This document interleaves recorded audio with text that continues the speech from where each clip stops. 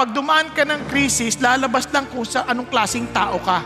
At pero itong maganda, kahit anumang krisis yan, kapag kasama mo si Kristo, walang krisis. Kasi English yan, where Christ is, there is no crisis.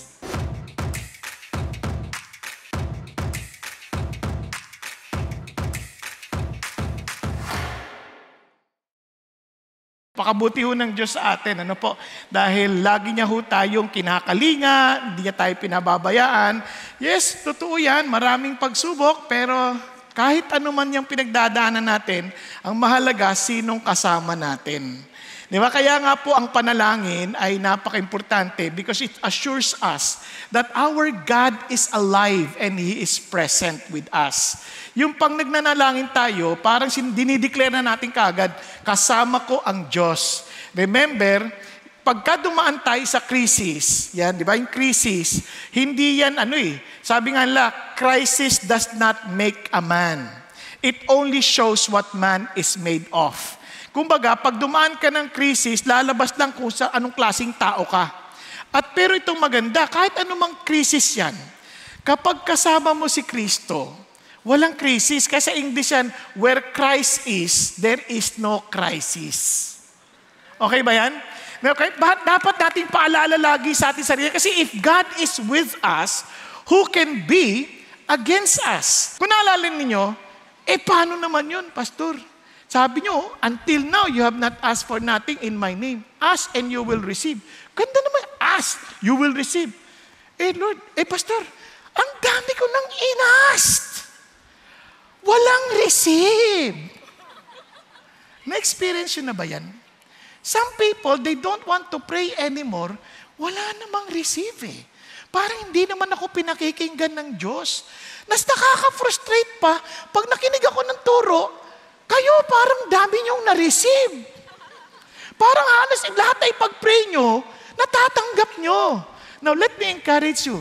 Hindi totoo yan. Na yung prayer, hindi yan para nakikipag-usap ka kay Genie, na isa po'y alipin mo, na wala siyang choice kundi gawin yung wish mo. Kaya siya Diyos, siya ang may desisyon. Minsan, iisipin nyo mabuti yan, hindi sa ayaw ng Diyos sumagot.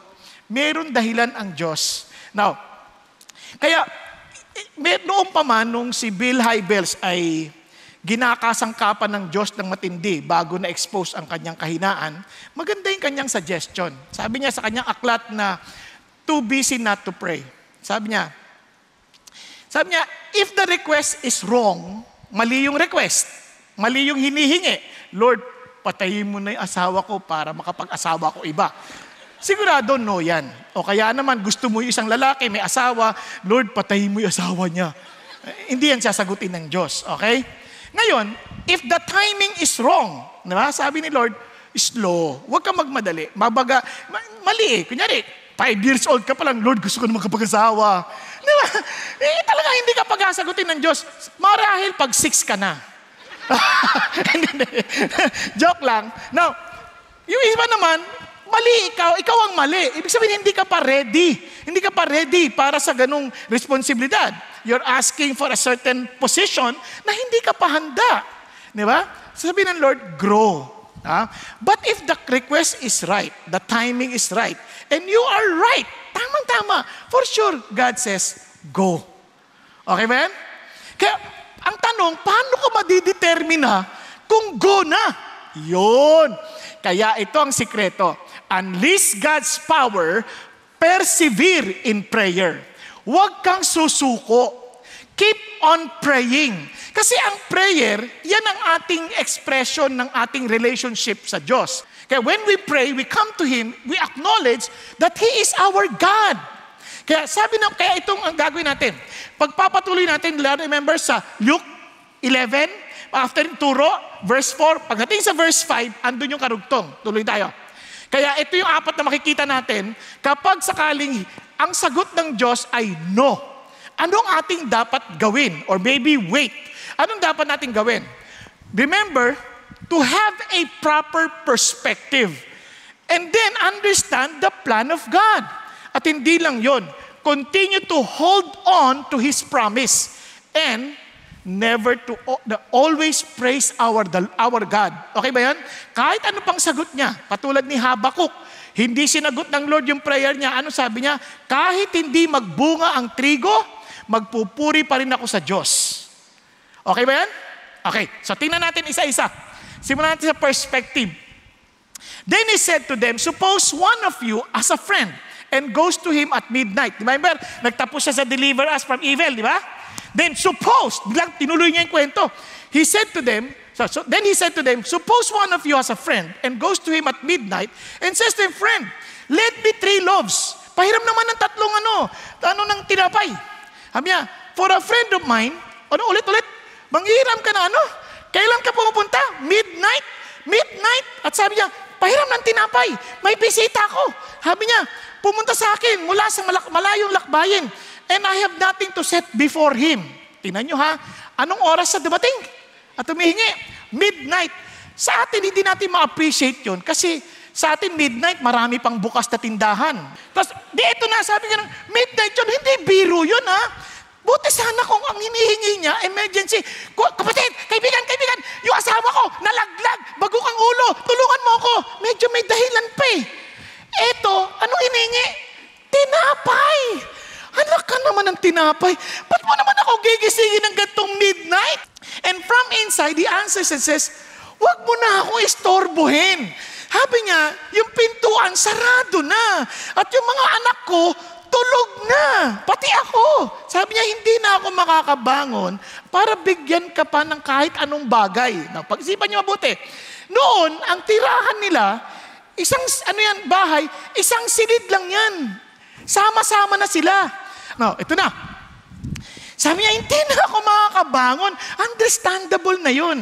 Kaya lang, bakit, sabi dito, tinan niyo, I tell you, kahit sila hindi siya babangon at magbibigay dahil kaibigan. Ngunit, sabi nga nun, dahil siya ay makulit. Yung kulit dito, ang ibig sabihin ng persistence na to, yung kulit dito, yung walang yang kakulitan. Na-imagine nyo na. Talagang, dahil yan ay walang yang makulit. Nakakita na kayo ng ganung walang yang makulit? Yung talagang nakakainis, parang hindi ka makakasabi ng hindi. Talagang kukulitin ka talaga.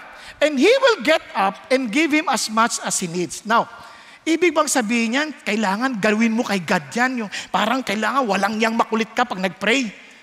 Ibig bang sabihin yan, hindi. Isang bagay tinuturo ng Diyos dito, ganito. Sabi ng Lord, kapag lalapit ka sa Diyos, kasi hindi mo gagawin ng isang bagay na mangungulit ka na may konting kawalangyaan. Ulitin ko ha. Kung hindi ka naniniwala sa pagkatao ng tinatawag mo. Kaibigan ko yan. Alam ko, ibibigay at bibigay yan. Sa madalit salita, in contrast, kilala ko yung tatay ko. I have the right perspective about my God that I know my Father, He is so perfect, He will never commit mistakes, and for sure, when I come to Him without shame because of our relationship, hindi ako mahiya dahil I know my dad. Are you following? Kilala ko yung tatay ko eh. Ba't ako mahihiya? Parang ganito, God wants us to come to Him with a childlike faith.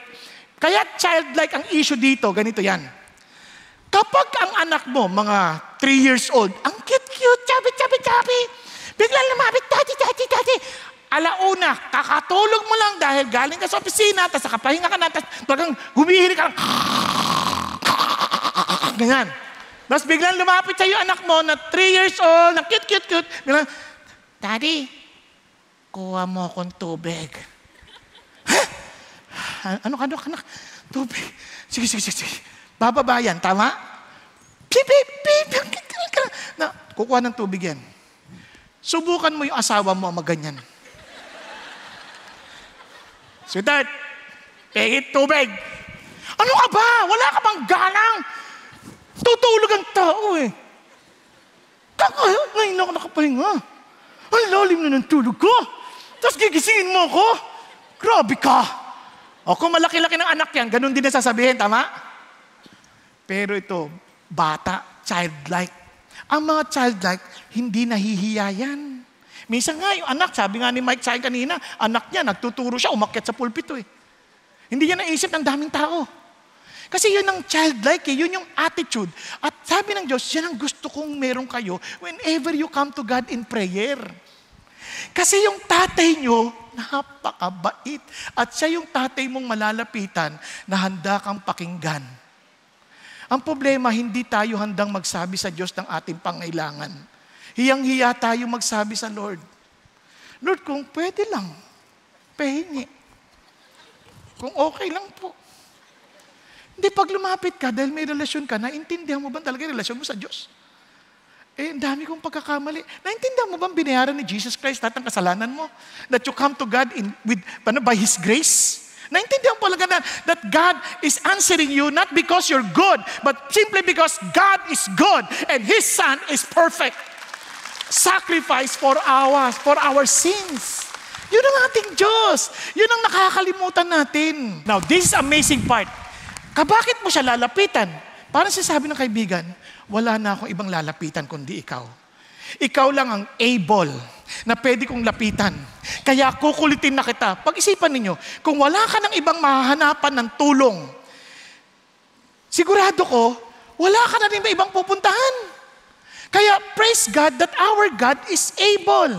Kasi kahit na lumapit at kulitin mo siya, wala naman sa kalisang tinapay, ano magagawa niya? Tama? Kahit anong kulit mo, wala akong tinapay. Nakuha niya yung sabihin? Kaya ito, buti na lang si God, yung tatay natin, pag-aari niya lahat ng bagay. Pag-aari niya kasi sabi sa Psalm 50, verse 9, pag-aari ko pati yung mga baka, pag-aari ko yung mga ibon, hindi ko kailangan ng anumang bagay mula sa inyo dahil pag-aari ko ang lahat ng bagay. At yan ang tatay mo. Yan ang tatay nating sa langit. Yan ang tatay nating nilalapitan. Naniniwala ka man talaga? Yun ang tanong eh. Ngayon pangalawa, available. Sabi ng Panginoon Diyos, my eyes is lifted up to the mountains where my help comes from. Ano sinasabi niya? Itong amazing dito. My help comes from the Lord. At hindi siya natutulog. Itong kaibigan ko, antok na. Pero ang tatay ko, hindi natutulog. Available 24/7. Kaya hindi nyo kailangan magdalawang isip na lumapit sa Diyos. At hindi lang yon, buhay siya. Nung si Job, hindi niya maintindihan kung ano talaga yung kanyang sitwasyon. At hindi niya maintindihan yung sobrang kapigatian niya. Tapos ito pang mga tatlo niyang kaibigan, inuusig siya at sinasabi, ikaw may kasalanan. Anong sagot niya? My Redeemer lives. At yun ang aking pag-asa. Itong ganda sa Panginoon Diyos. Sasabihin niya sa iyo yung totoo. Kung bakit hindi niya sinasagot, bakit ano? Kasi minsan, kaya kakukulit natin, paulit-ulitan sa Panginoon Diyos, hindi para makinig si God, kundi para matuto tayong makinig kay God. Nasusundan? Hello? Ano nyo? Kasi hindi tayo nakikinig minsan sa Diyos, tayo nagdidikta sa Diyos eh.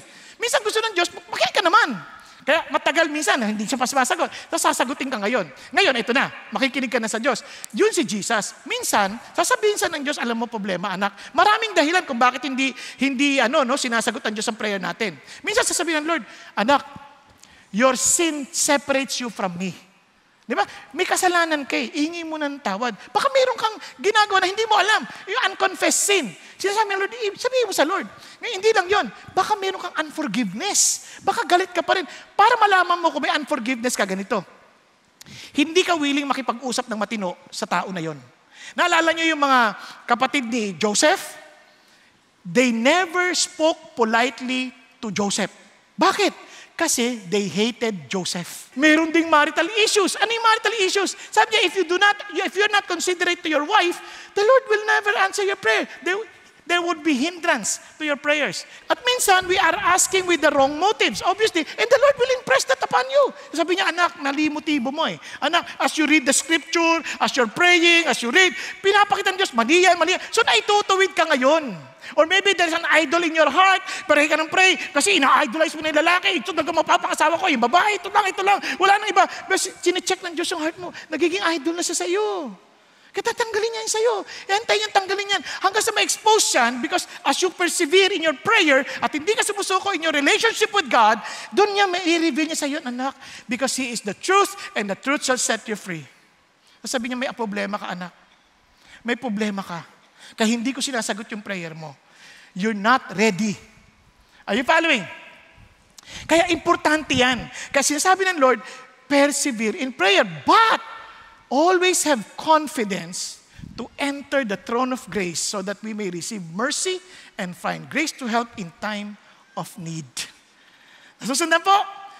Kaya be confident, lapit ka sa tatay mo dahil yung tatay mo is able, yung tatay natin is available, yung tatay natin is alive. At yan ang tatay natin. At hindi siya nagkakamali. Kapag hindi niya sinagot, alam niya kung bakit. Kasi hindi siya nagkakamali. Naalala niyo yung kantang, God is too wise to be mistaken. God is too good to be unkind. When you don't understand and when you can't see His hand, you can trust His heart. Nasusundan po. Now, ano pa? Minsan, ito't alagyo perspective. God knows better. And pangalawa, may plano siya. Minsan, yung gusto mo, mas maganda yung plano ng Diyos. Di ba? Minsan, meron siya mas dakilang plano. Tingnan nyo, sabi ng Panginoon. So, dahil, sinabi ko na sa iyo, you can confidently come to God. So, I say to you, ask. Ang ibig sabihin ng ask, ipinag-uutos, imperative. Ask, inuutos ko, mingi ka. And keep on asking kasi present eh. Ask.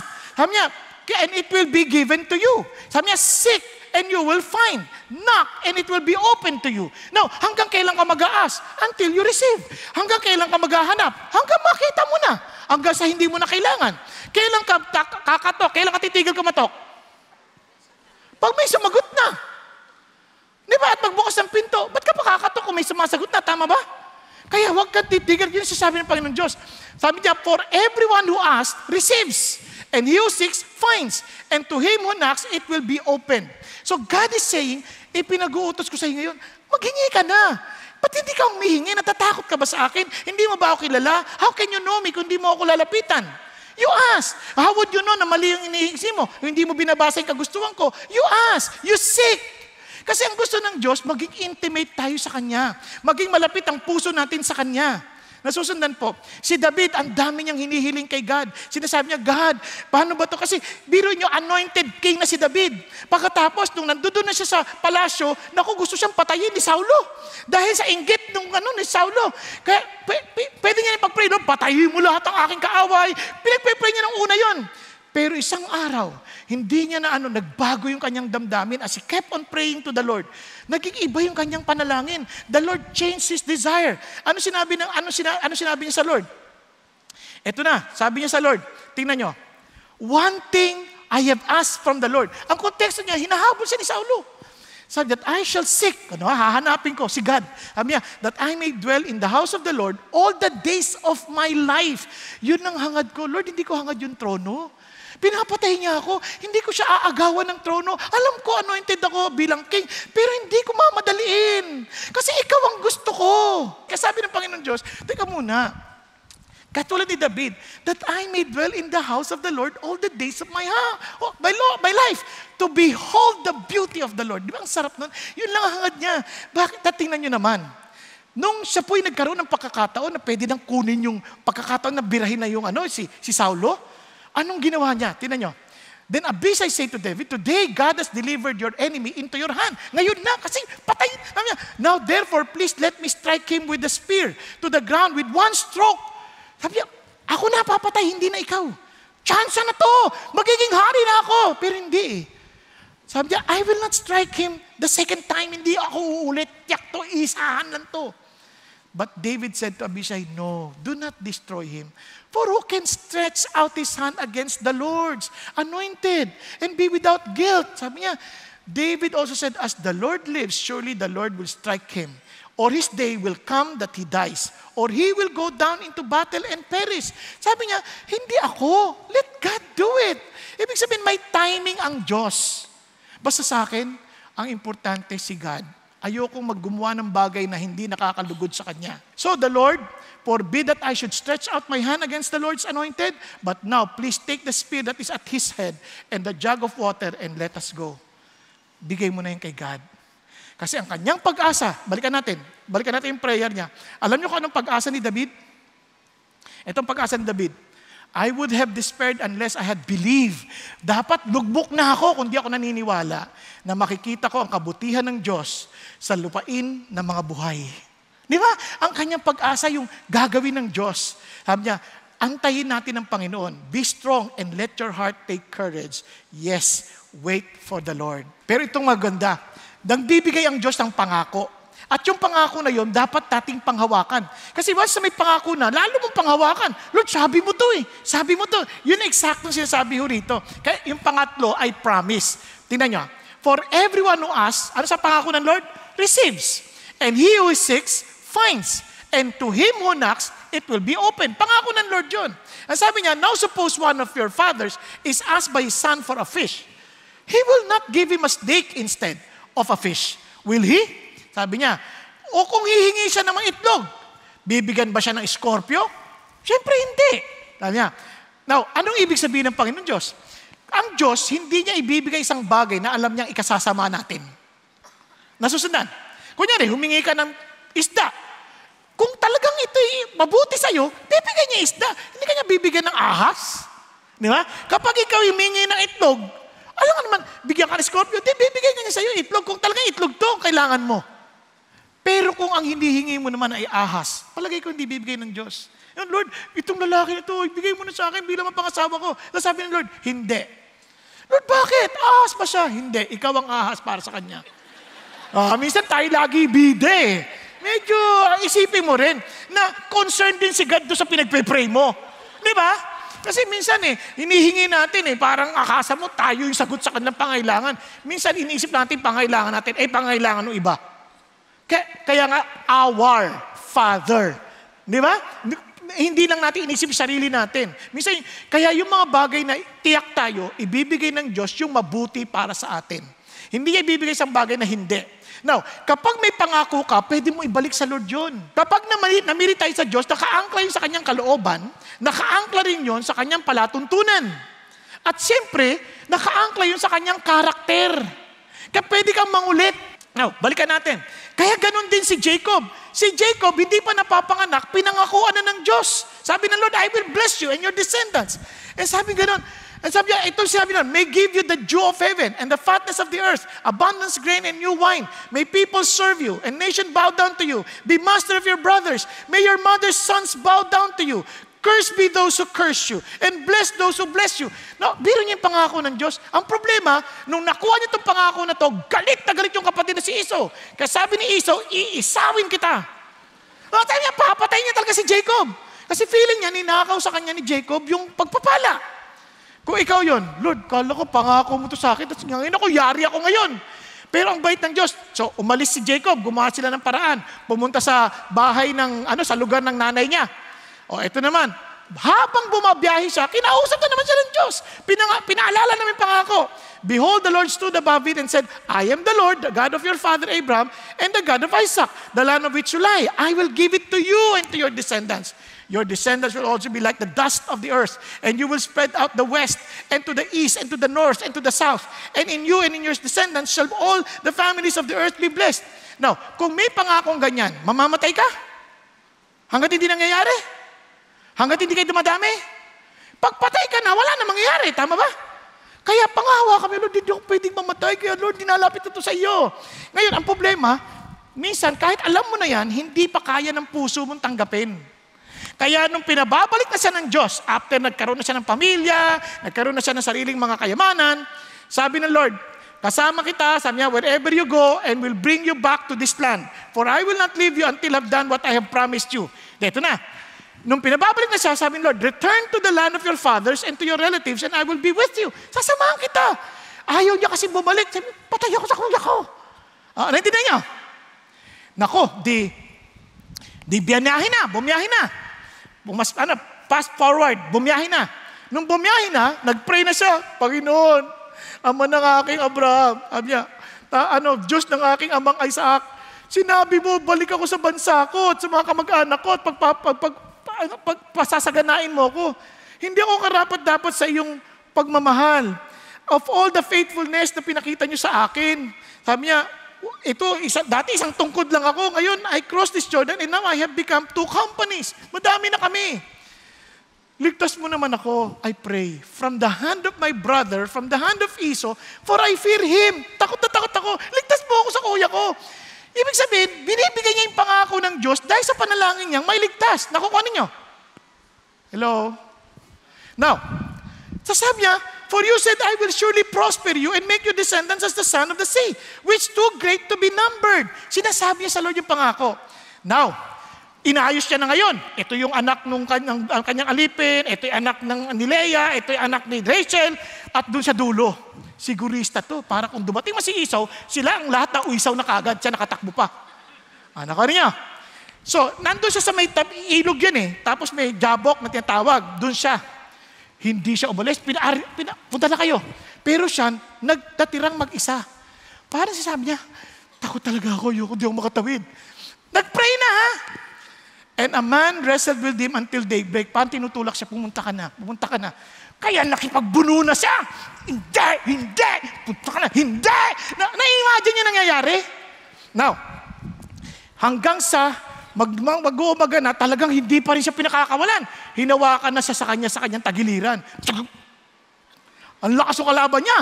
Ibig sabihin, anything pwede siya mapilayan, pero hindi pa rin siya bumibitaw. Parang nakikipagbuno siya sa panalangin, hindi kita bibitawan. At sabing ganon, tingnan niyo let me go, for the dawn is breaking.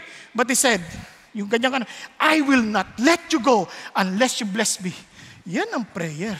Hindi kita bibitawan hanggat hindi mo binibigay pagpapala. Pinangako mo sa akin. Naintindihan niyo po? Ngayon, sabi niya, sige, anong pangalan mo?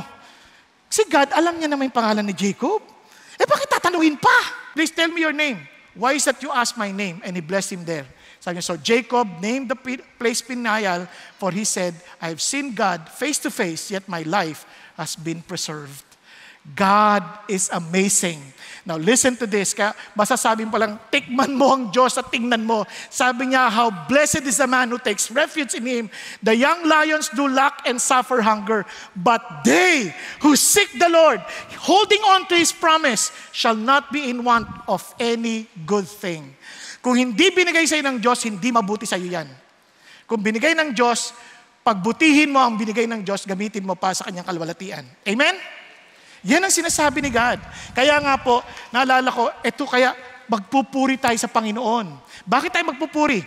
Sabi niya, if you then being evil know how to give good gifts to your children, how much more will your Heavenly Father give the Holy Spirit to those who ask Him? Bakit Holy Spirit? Nahihingi ka sa Diyos, hindi niya pagkakait ang mabuting bagay sa'yo. Amazing si God. Alam mo, binigay niya? Holy Spirit. You're asking for comfort, bigay sa'yo ng Lord yung kanyang comforter, Holy Spirit. Kailangan mo ng kapangyarihan o ng lakas dahil nanghihina ka, then God will give you His Holy Spirit, the very power of God. Diba? And you shall receive power from on high when the Holy Spirit has come upon you. Nagkakaintindihan tayo? Lord, hindi ko alam ang kalooban mo eh. Yan ang amazing part. Bakit? Kasi the Lord will give you the Holy Spirit. Dahil anong gagawin ng Holy Spirit? In the same way, the Spirit also helps our weaknesses, for we do not know how to pray as we should. But the Spirit Himself intercedes for us with groanings too deep for words. Minsan, Lord, hindi ko alam ano yung gusto nyo. The Holy Spirit will tell you what God wants. Ito po sabi niya, He who searches the heart knows what the mind of the Spirit is, because He intercedes for the saints according to the will of God. Type nyo? Hello? Hayaan natin. Kasi minsan, binigay niya ng Lord the Holy Spirit, hindi natin siya tinatanggap. Kaya sabi ni Lord, be filled with the Spirit. Tingnan niyo ang gagawin niya.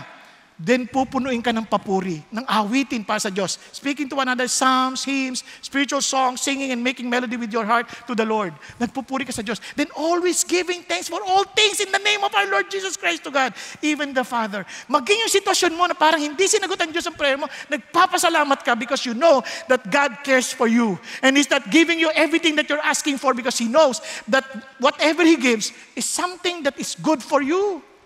Di ba ang sarap nun? Hello? Nandiyan pa kayo? Hindi, sa totoo lang. Yung binigay na ng Diyos, kailangan mo ng source, supply, sinigay niya supplier. Yung Holy Spirit. Di ba nakaka-amaze yan? Napakabuti ng ating Panginoon Diyos. You're asking for wisdom, He gave you the Holy Spirit of wisdom, of truth. Kaya si Paul, when he was praying to God, na Lord, tanggalin mo naman to. Kasi meron siyang tinatawag nitong thorn in the flesh. So, sa ibang mga scholars, ang tingin nila may karamdaman siya sa katawan. Pag sinabi mong thorn in the flesh, can you just imagine, maglagay ka lang ng tinik sa gilid mo, ang sakit-sakit niyan. Tinik dito lang, sakit sa yun lang na, nasa lubsob, sakit na eh. Di ba? Pag sinabi mong thorn in the flesh, masakit to. Alam mo, paano ko na lamang masakit? Ma-messenger of Satan to torment me. Oh, madali ba yung tinotorment ka? Kahit natutulog ka na lang. Lagi ka na lang antok, lagi ka natutulog, lagi ka na nahiya. Ang hirap ata ng ganun. Hindi torment ka. Sabi niya, to keep me from where? From insulting myself, para hindi ako magmalaki. Concerning this, I implored the Lord 3 times. Lord, tanggalin mo na 3 beses ang hiningi kay Lord. Ano sagot ni Lord? And He said to me, my grace is sufficient for you. In other words, sorry, hindi ko tatanggalin yan. Pero ang biyaya ko sapat para sa iyo. For power is perfected in weakness. Most gladly, therefore, I would rather boast of my weaknesses so that the power of Christ, the Holy Spirit, may dwell in me. Therefore, I am well content with weaknesses, with insults, with distresses, with persecution, with difficulties for Christ's sake. For when I am weak, then I am strong. In other words, lalo akong nagiging tao dahil nai-realize kong kailangan ko si God. Nalala niyo yung kanta na to? Narinig niyo na po? Sabi niya, when answers aren't enough, there is Jesus. He is more than just an answer to your prayer. And your heart will find a safe and peaceful refuge. When answers aren't enough, He is there. Friends, this is our Father. We can come to Him, persevering, not giving up, because we know our God listens. And our God speaks to us. He has a great plan for us. Hindi lang siya malaking, meron siyang pangako na pwede nating panghawakan. At higit sa lahat, meron tayong papuri dahil binigay niya sa atin yung totoong kailangan natin, ang banal na Espiritu. Tayo pong lahat ay yumuko sandali at pumikit. Mga kapatid, as I've said, hindi tayo nananalangin para lang tumanggap ng hinihingi natin mula sa Diyos. Nananalangin tayo dahil alam nating wala na tayong ibang aasahan pa, kundi ang Tatay natin sa langit. Alam mo ba, para ikay makabahagi sa pamilya niya, kailangang mamatay ang kanyang bugtong na anak na si Jesus. Mapako sa krus. Pinaglaban niya, Lord, kung pwede lang, maging siya'y nakatanggap ng hindi mula sa kanyang ama. Kung pwede lang, wag na po akong dumaan dito. Pero hindi yung kalooban ko, kundi yung kalooban ninyo. Maging ang anak ng Diyos nakatikim ng hindi mula sa kanyang ama para lang ikaw at ako ay mabigyan din ng access at mabigyan ng karapatang maging anak ng Diyos. Yan ay kung tatanggapin mo siya bilang iyong Panginoon at tagapagligtas. Aaminin mo na wala kang kakayanan kung wala si Jesus sa iyo. Aaminin mo na wala kang kakayanang lumapit sa Diyos na dakila kung wala ang kanyang anak na tanging daan, tanging buhay at tanging katotohanan sa iyo. Kung ikaw ay wala pang totoong ugnayan kay Kristo, kung kaya minsan wala kang tapang na lumapit sa Diyos, God is telling you, bakit hindi ka lumapit sa akin? Sabi ni Jesus, ang sino mang lumapit sa akin, hindi ko itataboy.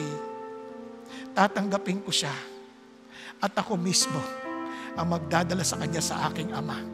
Kapatid ko, ikaw ay kinakausap ng Diyos and somehow you know, you are far away from God and you want to be also intimate with Him and to have a real relationship with Him. Be humble. Taas mo kamay mo sa Diyos, Panginoon, ako po yun. Yes, wag kang maya. Yes, wag kang maya. God knows you. And He wants to have relationship with you. Kaya si Jesus, handa kang patawarin. Handa kanyang iligtas. Handa kanyang dalhin sa kanyang Ama upang magkaroon ng totoong fellowship sa Diyos Ama na dakila, na naghigit na nagmamahal sa atin, na hindi kailanman kayang pantayan ng sinuman. Thank you, Jesus. Sa mga nagtaas ang kamay, sabi mo, aming Ama, lumalapit ako sa inyo sa pangalan ni Kristo Jesus. Tinatanggap ko na siya lamang ang tanging paraan upang ako'y maligtas. Hindi sa pamamagitan ng sarili kong gawa, hindi sa pamamagitan ng sarili kong pangako, kundi dahil kay Jesus na namatay sa krus ng Kalbaryo at nabuhay na magmuli. Salamat po na hindi nyo kami sinusuko, at salamat po niligtas nyo kami. At dahil sa pangakong ito, hinahawakan ko po ang kaligtasang yaon. Hinahawakan ko po ang katotohanan ng yaon. Kahit Panginoong Jesucristo, salamat hindi mo ako tinaboy. Tinanggap mo ko at binibigyan mo akong karapatan maging anak ng Diyos.